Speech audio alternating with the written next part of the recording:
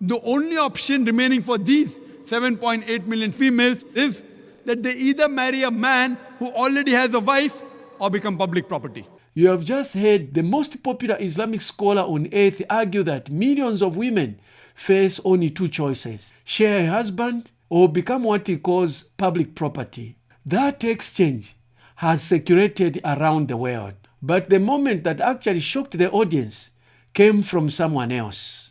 A woman stepped to the microphone and asked a question that sparked a global controversy. A woman in the crowd asked two questions, simple questions. And those questions exposed the tension that offended many Muslim men. Tonight we are going to watch the exchange, not in small reaction clips, but step by step as the argument unfolds. Now, before we begin, we need to understand the religious context behind the two questions. In Islam, the Quran is believed to be the literal, unchanging word of Allah, which has remained the same, word by word, dot by dot, and others even add, even the pronunciation has not changed. It is the word that came directly from Allah. It is the same Quran that Muhammad received straight from Allah. That means its commands are not viewed as human traditions or cultural customs. They are divine law. And one of those laws appears in Surah 4 verse 3, which permits a Muslim man to marry up to 4 wives if he can treat them equally. Because this rule is grounded in scripture, criticizing it can be interpreted as criticizing the authority of the Quran itself. And that context helps to understand why this conversation became emotionally charged. Now let's watch how this discussion begins. Actually, I know the roots of this, but I want to know your opinion about this. And I think if our religions, Christianity and Islam unites, I think that Muslims should have one wife. What do you think about this? Zakir Naik begins by framing the discussion around Christianity. As he does most of the time, it looks like Christianity gives him the legitimacy, even though he criticizes right, left, and center. This is Tell Me Dr. K, a channel through which we expose manipulative religious leaders. For us to continue bringing you more deep dives like this, subscribe and smash the notice bell. And by so doing, you are helping us to dedicate time to look for the most interesting deep dive. Sisters asked a very good question, very common question, very important question. And she's requesting me that if Christians and Muslims unite on this point, it will be very good. That's what I want to do. But we unite on what is the truth, not what is falsehood. Quran, sister, is the only religious scripture on the face of the earth which says marry only one. There is no scripture on the face of the earth. You read the Bible, you read the Ramayana, you read the Mahabharata, you read the Veda. No scripture except the Quran says marry only one. If you read the Hindu scriptures, Ramayana, the father of Sri Ram, King Dashrath, he had more than one wife. If you read Mahabharata, Shri Krishna, how many wives he had? 4, 10,000. He had 16,108 wives. If you read the Bible, Solomon had 700 wives. According to the Bible, Abraham had 3 wives. So according to the Bible, according to Judaism and Christianity, a man can have as many wives as he pleases. 4, 5, 10,000, no upper limit. Islam has put an upper limit. Quran says in Surah Nisa, chapter number 4, verse number 3, marry women of your choice in 2s, 3s or 4s, but if you can't do justice, marry only one. So according to Hinduism, according to Christianity, you can marry as many wives as you wish. 1, 5, 10, 20,000, 10,000, no upper limit. Islam says, marry women of your choice in 2s, 3s or 4s, but if you can't do justice, marry only one. So Islam says you can marry more than one only if you can do justice, otherwise you can't. And even if you can do justice, maximum 4. Now let's analyze what Quran says. Quran says in Surah Nisa chapter 4 verse 129, it is difficult to be just between your wives, therefore do not turn away from them altogether. So many people have a misconception that in Islam, it is compulsory to have 4 wives. It's not compulsory to marry more than one wife, sister, is optional. It's mubah. He claims that Christianity places no limit on the number of wives a person can marry. According to his comparison, Christianity allows unlimited number of wives. while Islam restricts it to only 4. Well, that sounds like a fair comparison if it were true. The purpose of this contrast is clear. If Christianity appears unlimited and chaotic, then Islam appears balanced and regulated. But this comparison depends on misunderstanding the Bible. The New Testament does not present marriage as unlimited. Jesus points back to creation itself. The two shall become one flesh. Not 4, not 10, not 2. Christian marriage is built on an exclusive covenant between one man and one woman. The portion of scripture that Jesus quoted are found in the Old Testament, in the New Testament, and in the letters. Naik now moves to the theology of demographics. Now let us understand what are the logical reasons, sister. I'll give the logical reasons, and then if you want, you can counter question. The logical reason why Islam gives permission for some people to have more than one wife. Now, by nature, if you analyze, male and female are born in equal proportion. But you ask any pediatrician, any medical doctor of the children, he will tell you that the female child can fight the germs and the diseases much better than the male child. So there are more male children dying as compared to female children. As life goes on, there is death due to cigarette smoking, death due to various other diseases, death due to alcoholism, death due to war, death due to accidents. There are more males dying as compared to female. Today in the world system, if you analyze, there are more females in the world as compared to males. There are more women as compared to men.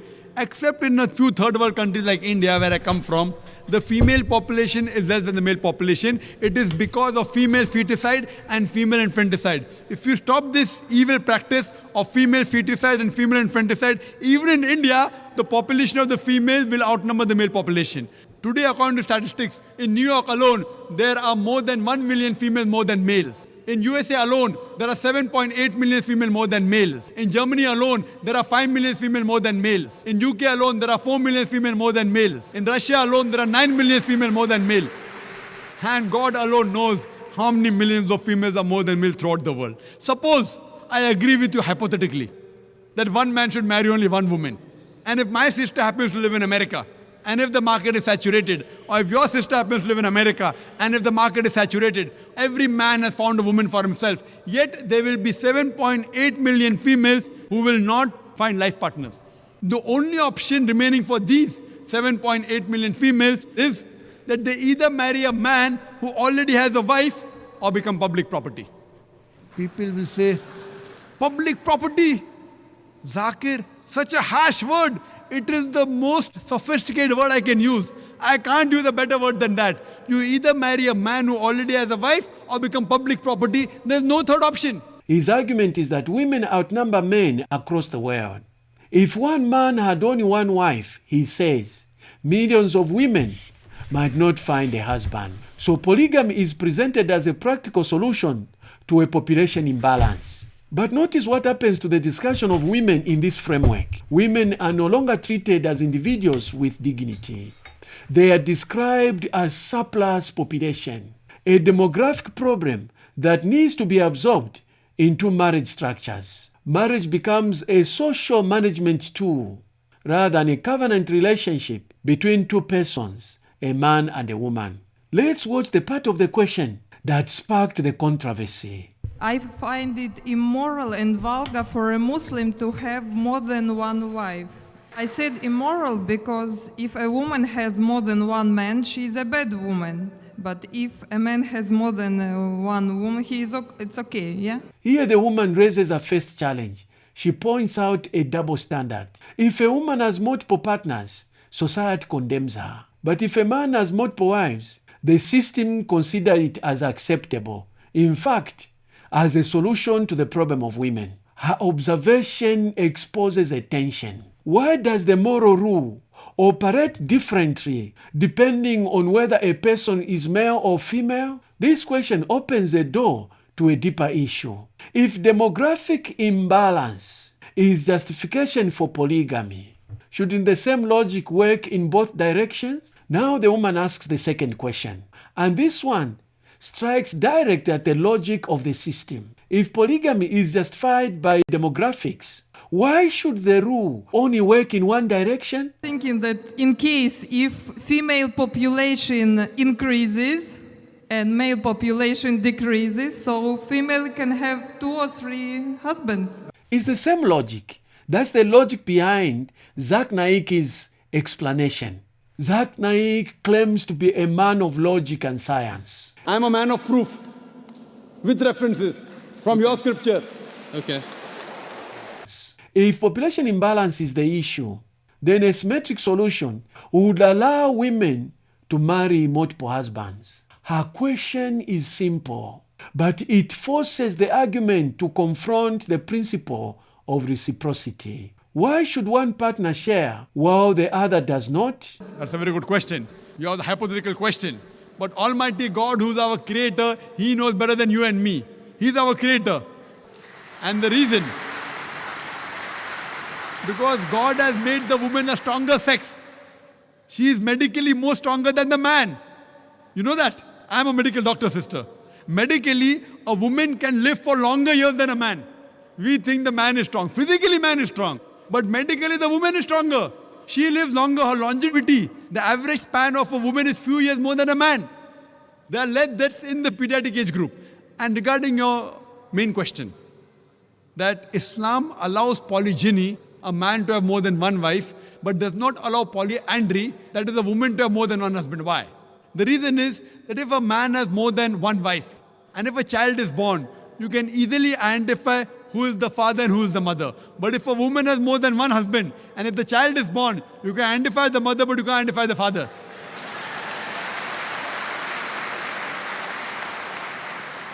So if you go to admit your child in the school, what is the name of the father? You may have to give 2 names. Now we know that medical science is advanced. By DNA, genetic coding, we can come to know who the father is, but that is now, not in the past. Islam is there since time immemorial. And this is not the only reason. Furthermore, there are various other reasons. Man is biologically more sexual as compared to the woman. Thirdly, a man can do the role of a multiple husband as compared to women doing a role of multiple wives. Because she undergoes menstrual cycle, there are various psychological changes which it will be difficult for her to do the role of multiple wives. And furthermore, today science tells us that if a man has more than one sexual partner, and if they're loyal to them, like if a man has more than one wife, more than one sexual partner, and if all of them are faithful to each other, the man does not, neither the woman develop any sexual transmitted disease. But if a woman has more than one sexual partner, if she has more than one husband, then the sexually transmitted disease will emerge. She will have that disease and she'll retransmit it back to the husband. So even medically, it is not good for a woman to have more than one sexual partner. Hope that answers the question. Naik turns to biological explanations. He argues that women cannot have multiple husbands because of paternity confusion, menstrual cycles, and disease transmission. But notice what this explanation attempts to do. It tries to justify a system where men can have multiple wives and women cannot. Yet the central issue in the sexual relationship is not male or female biology. It is exclusivity.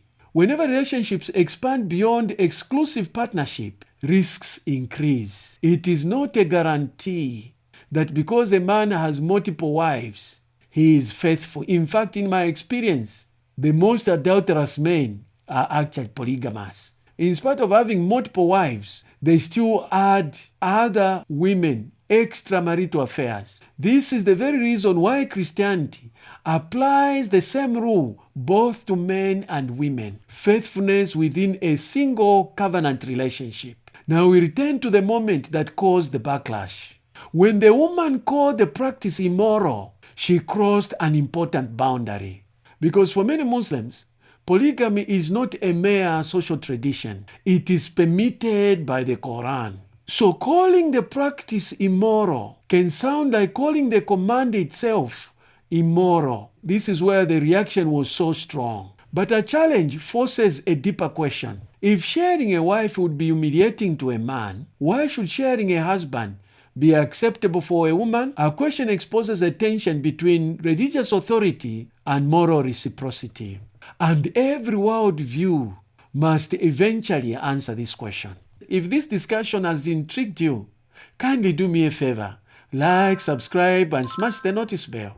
And by doing so, you are helping us to dedicate more time to bring you more deep dives like this. I am Dr. K, a theologian and a polemist. If you are interested in another question that was asked by another woman who questioned the logic behind a particular Quranic verse, click on this link. Thank you for watching up to the end. See you in the next deep dive.